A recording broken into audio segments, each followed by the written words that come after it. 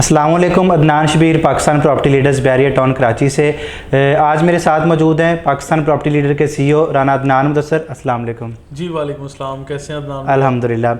Dear views, आज इनसे discuss करेंगे कि हमारे वो वाले क्लाइंट्स या वो वाले व्यूवर्स जो थोड़े टाइम में एक अच्छा रिटर्न या अच्छा पे बैक लेना चाहते हैं, उनको बैरियर टाउन कराची के अंदर कौन सी प्रॉपर्टी के अंदर जो है वो इन्वेस्ट करना चाहिए। आया उन्हें प्लॉट्स में इन्वेस्ट करना चाहिए, विलाज परचेज़ करने चाहिए, प्राइवेट प्रोजेक्ट में इन्वेस्ट करना चाहिए, या उन्हें कोई अपना कमर्शियल प्लॉट जो है वो लेना चाहिए। जी अदनान भाई, ज़रा इस हवाले से इस चीज़ के ऊपर रोशनी डालिएगा। अच्छा अदनान भाई, देखें फर्स्ट ऑफ ऑल तो आपके क्वेश्चन से जो मुझे शॉर्ट टर्म इन्वेस्टमेंट समझ आ रही जी जी इस पे मैं कुछ इस तरह से रिप्लाई कर सकता हूँ कि मतलब जो शॉर्ट टर्म इन्वेस्टमेंट में मुझे जो ऑप्शंस नज़र आती हैं वहाँ पे प्राइवेट प्रोजेक्ट्स में अपार्टमेंट ऑफिस की बुकिंग है, ऑफिस के अंदर या कमर्शियल शॉप्स के अंदर आपको रेंटल रिटर्न भी शुरू हो जाता है, ठीक है, और आप फ़ौरन से इन चीज़ों को लेके चल सकते हैं। अच्छा, अभी जो फॉर एग्जांपल अभी फ़ौरन से आप कोई ऐसी चीज़ ले लें कि आप कहें कि यार मैंने आज ले लिया है और मुझे को 2-4 महीने के अंदर अच्छा प्रॉफिट हो जाए, तो ऐसी चीज़ें भी आती हैं, लेकिन डबल शाह बनने वाली कोशिश कोई ना। बिल्कुल ठीक है। देखभाल के अच्छी चीज़ें आप लोग अगर करें तो वो आपके और हम सब के हक में बेहतर होता है। तो मैं हमेशा ये चीज़ कहता हूँ कि आप प्लॉट्स में इन्वेस्ट करना है तो ऐसी जगह करें जहां 100% डेवलपमेंट का स्टेटस मैच्योर हो चुका है, बाउंड्री वॉल्स हैं, प्रिमिसेस के अंदर है, हेड ऑफिस से क्लियर कर लें इन चीज़ों को।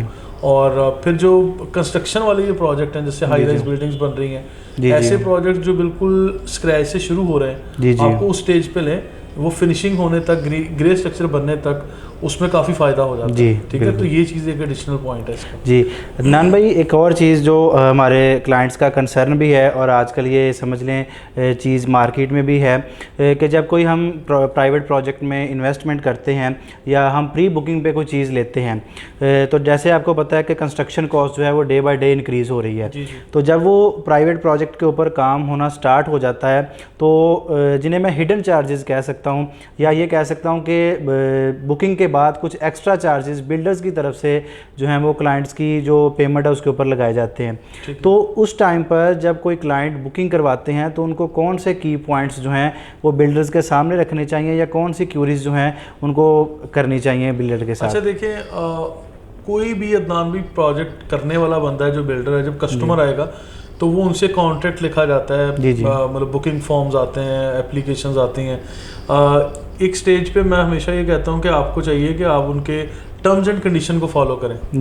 टर्म्स एंड कंडीशन में और पेमेंट शेड्यूल में अगर एक चीज़ वाज़ह तौर पर लिखी गई है, कोई कैटेगरी के चार्जेस अप्लाई हो रहे हैं, नहीं हो रहे, ये पेमेंट है, फलां पेमेंट है, तो बहुत क्रिस्टल क्लियर चीज़ें लिखी हुई होती हैं। अब इससे आगे बढ़ के मैं एक मिसाल देता हूँ कि अगर कोई ऐसी चीज़ आती है जिसमें कोई कैटेगरी के चार्जेस या कॉस्ट बढ़ गई और बिल्डर बाद में डिमांड शुरू कर रहा है, कुछ ज़्यादा पैसे डिमांड कर, वो 100% गलत बात कर रहा है, ठीक है। देखिए, जब आपकी कमिटमेंट्स हुई थी, जब आपने रेट तय किए थे, जब आपने अपनी बुकिंग बेची थी, उस वक्त आपने ये सारी चीज़ें फ्यूचरिस्टिक अप्रोच के मुताबिक देख के की थी, ठीक है। ऐसा नहीं है कि आपने मतलब आउट ऑफ ब्लू जाके एक चीज़ डिसाइड कर ली।